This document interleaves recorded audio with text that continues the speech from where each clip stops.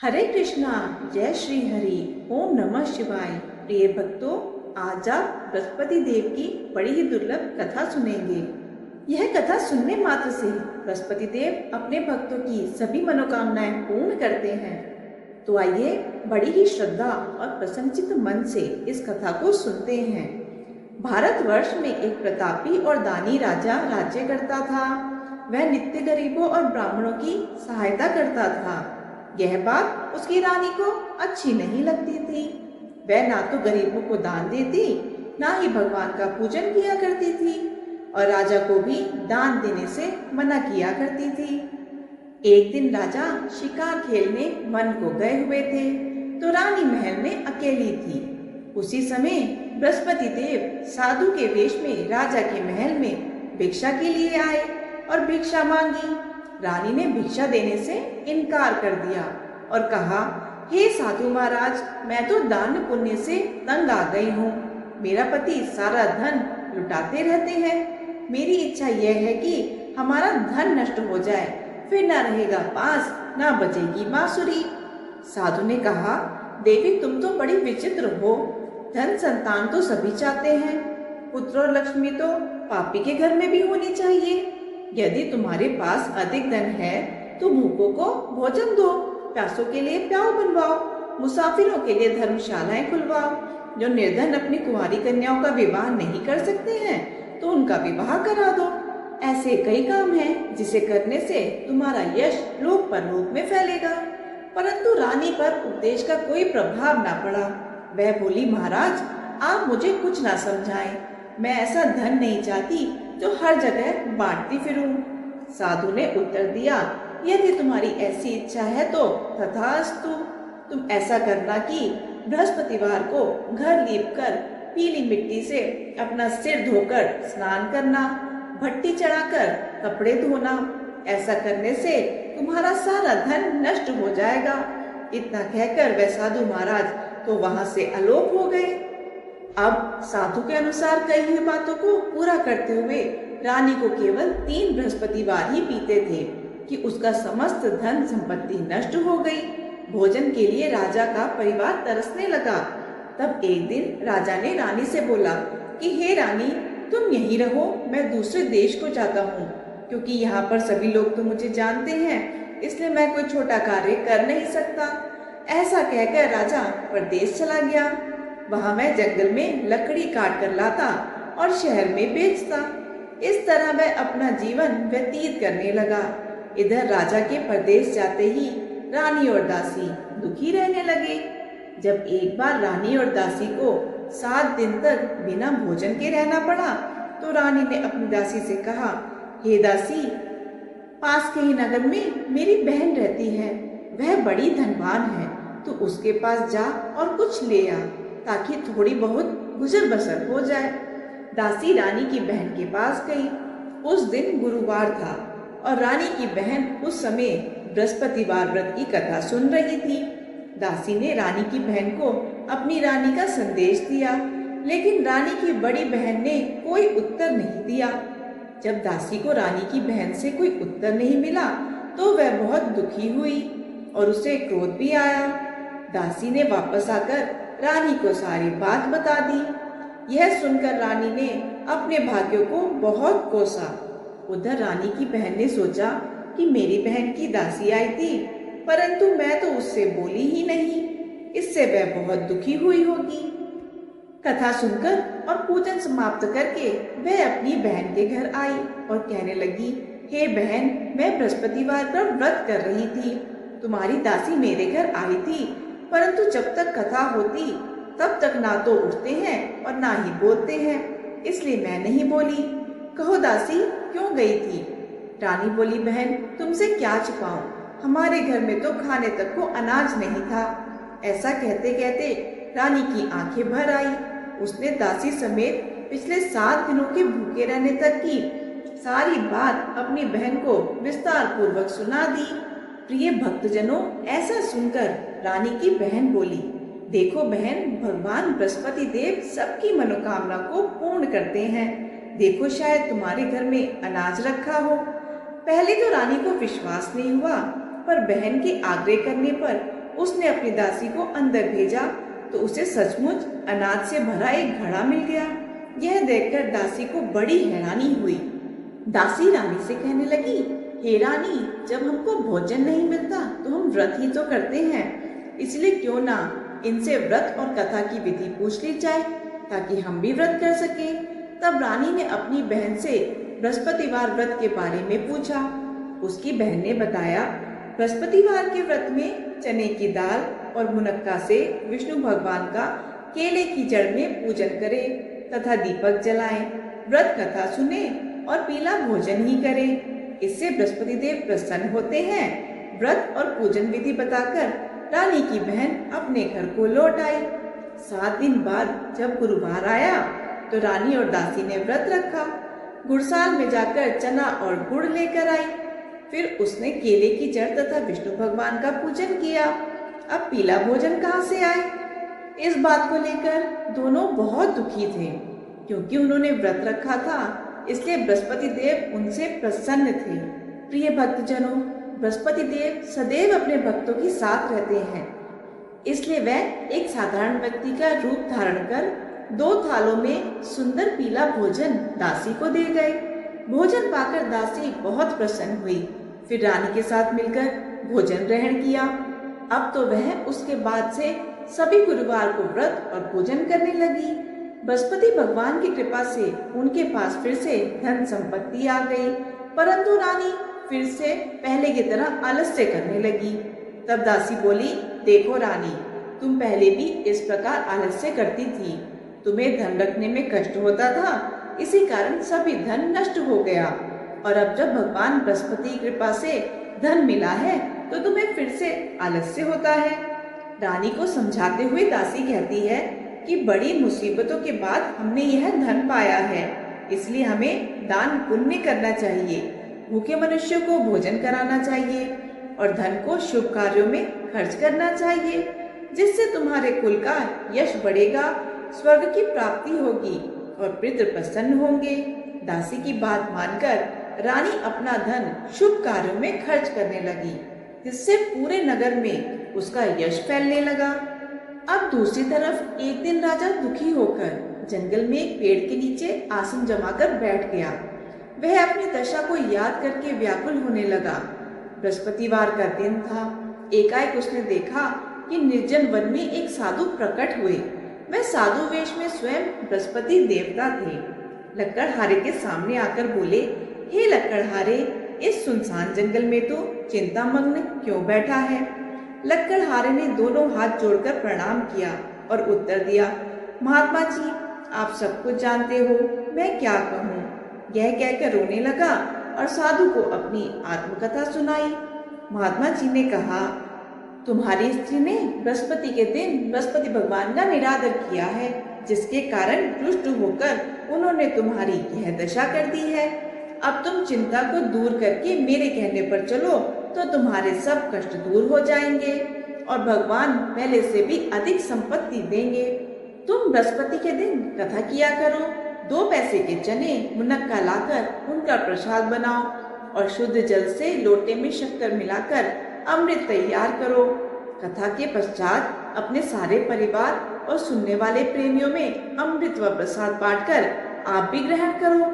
ऐसा करने से भगवान तुम्हारी सब मनोकामनाएं पूरी करेंगे।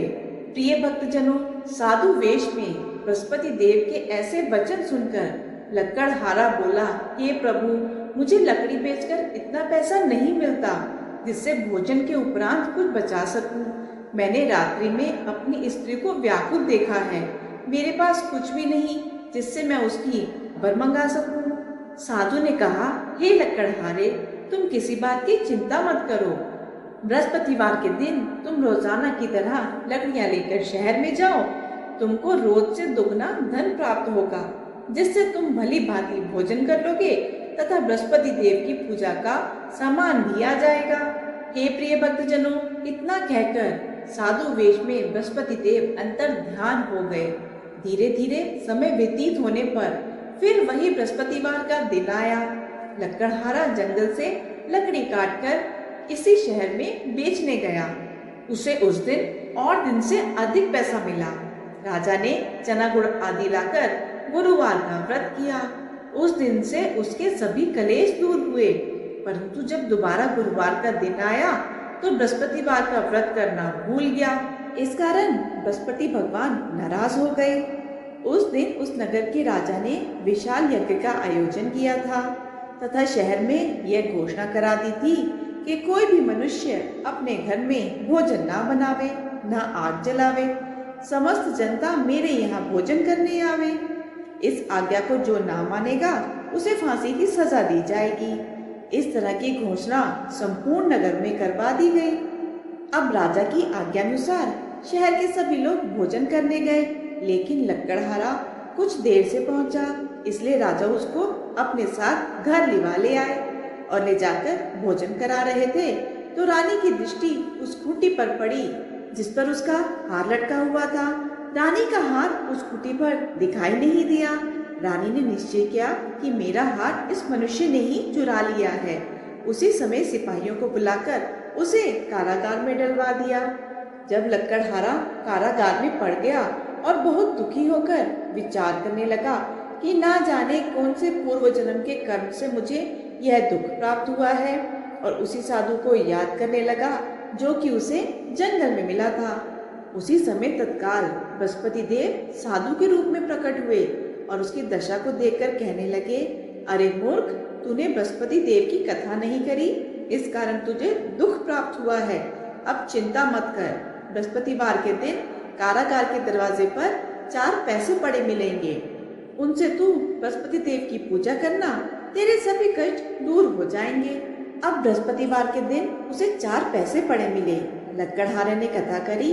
उसी रात्रि को बृहस्पति देव ने उस नगर के राजा को स्वप्न में कहा, हे राजा, तुमने जिस आदमी को कारागार में बंद किया है वह निर्दोष है, वह राजा है, उसे छोड़ देना। रानी का हाथ उसी खूंटी पर लटका है। अगर तू ऐसा नहीं करेगा तो मैं तेरे राज्य को नष्ट कर दूंगा।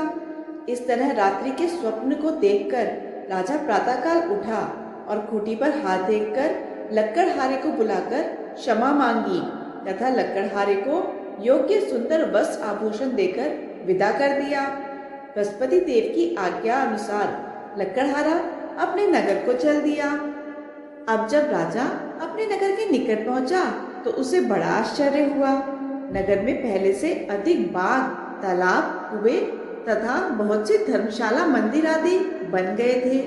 राजा ने पूछा, ये किसका बाग है और धर्मशाला है? तब नगर के सब लोग कहने लगे कि यह सब रानी और बांदी के हैं। तो राजा को आश्चर्य हुआ और गुस्सा भी आया। अब जब रानी ने यह खबर सुनी कि राजा आ रहे हैं तो उन्होंने बांदी से कहा कि हे दासी, देख राजा हमको कितनी बुरी हालत में छोड़ गए थे। हमारी ऐसी हालत देखकर वह लौट ना जाए, इसलिए तू दरवाजे पर ही खड़ी हो जा। आज्ञानुसार दासी दरवाजे पर ही खड़ी हो गई। राजा आए तो उन्हें अपने साथ लिवा ले आई। तब राजा ने क्रोध करके अपनी रानी से पूछा कि यह धन तुमने कैसे प्राप्त किया है? तब उन्होंने कहा कि हमें यह सब धन बृहस्पति देव के इस व्रत के प्रभाव से प्राप्त हुआ है। अब तो राजा ने ये निश्चय कर लिया कि 7 रोज बाद तो सभी बृहस्पति देव का पूजन करते हैं, परंतु मैं प्रतिदिन दिन में 3 बार कहानी तथा रोज व्रत किया करूंगा। अब हर समय राजा के दुपट्टे में चने की दाल बंधी रहती थी तथा दिन में 3 बार कहानी कहता था। एक रोज राजा ने विचार किया कि चलो अपनी बहन के यहाँ हो आए। इस पर निश्चय कर राजा घोड़े पर सवार हो अपने बहन के घर की तरफ को चलने लगा। मार्ग में उसने देखा कि कुछ आदमी एक मुर्दे को लिए जा रहे हैं। उन्हें रोककर राजा ने कहा, अरे भाइयों, मेरी बृहस्पति देव की कथा सुन लो। वह बोले, लो, हमारे तो आदमी मर गया है, इसको अपनी कथा की पड़ी है। परंतु कुछ आदमी बोले, अच्छा कहो, हम तुम्हारी कथा भी सुनेंगे। राजा ने दाल निकाली और जब कथा आधी हुई थी तब मुर्दा हिलने लग गया, और जब कथा समाप्त हुई तो राम राम कह के मनुष्य उठकर खड़ा हो गया। यह देखकर सभी लोग अचंभित रह गए। अब राजा आगे बढ़ा। आगे मार्ग में उसे किसान खेत में हल चलाता मिला। राजा ने उसे देखा और उससे बोला, अरे भैया, तुम मेरी बृहस्पतिवार की कथा सुन लो। किसान बोला, जब तक मैं तेरी कथा सुनूंगा तब तक 4 हरैया जोत लूंगा। राजा अपनी कथा किसी और को सुनाना। इस तरह राजा आगे चलने लगा। राजा के हटते ही बैल पछाड़ खाकर गिर गए तथा किसान के पेट में बड़ी जोर से दर्द होने लगा। उसी समय उस किसान की माँ रोटी लेकर आई। उसने जब यह देखा तो अपने पुत्र से सब हाल पूछा और बेटे ने सभी हाल कह दिया। तब बुढ़िया दौड़ी दौड़ी उस घुड़सवार के पास गई और उससे बोली कि मैं तेरी कथा सुनूंगी, तो अपनी कथा मेरे खेत पर चलकर ही कहना। राजा ने बुढ़िया के खेत पर जाकर कथा कही, जिसके सुनते ही बैल उठ खड़े हुए तथा किसान के पेट का दर्द भी बंद हो गया। अब राजा अपनी बहन के घर पहुंचा। बहन ने भाई की खूब मेहमानी करी। दूसरे रोज प्रातःकाल राजा जगा तो वह देखने लगा कि सब लोग तो भोजन कर रहे हैं। राजा ने अपनी बहन से कहा, ऐसा कोई मनुष्य है जिसने भोजन नहीं किया हो? मेरी बृहस्पतिवार की कथा सुन ले। बहन बोली, हे भैया, यह देश ऐसा ही है। पहले यहाँ लोग भोजन करते हैं, बाद में अन्य काम करते हैं। अगर कोई पड़ोस में हो तो देख आऊं। ऐसा कहकर बहन देखने चली गई, परंतु उसे कोई ऐसा व्यक्ति नहीं मिला जिसने भोजन ना किया हो। अतः वह कुम्हार के घर गई, जिसका लड़का बहुत बीमार था। उसे मालूम हुआ कि उसके यहाँ 3 रोज से किसी ने भोजन नहीं किया है। रानी ने कुम्हार से कहा कि वह उसके भाई की कथा सुन ले। कुम्हार कहानी सुनने को तैयार हो गया। राजा ने जाकर बृहस्पतिवार की कथा कही, जिसको सुनकर उस कुम्हार का लड़का ठीक हो गया। अब तो चारों ओर राजा की प्रशंसा होने लगी। एक रोज राजा ने अपनी बहन से कहा कि हे बहन, हम अपने घर को जाएंगे, तुम भी तैयार हो जाओ। राजा की बहन ने अपनी सास से कहा। सास ने कहा कि हाँ, चली जाओ, परंतु अपने लड़कों को मत ले जाना, क्योंकि तेरे भाई के कोई औलाद नहीं है। बहन ने अपने भाई से कहा, हे भैया, मैं तो चलूंगी, पर कोई बालक नहीं जाएगा। राजा बोला, जब कोई बालक ही नहीं चलेगा तब तुम ही क्या करोगी? बड़े दुखी मन से राजा अपने घर को लौट आया। जब राजा अपने घर को आया तो वह बहुत दुखी था। रानी ने राजा से दुखी होने का कारण पूछा। तब राजा ने अपनी रानी से कहा, हे रानी, हम निर्वंशी हैं, हमारा मुंह देखने का धर्म नहीं है और कुछ भोजन आदि भी नहीं किया।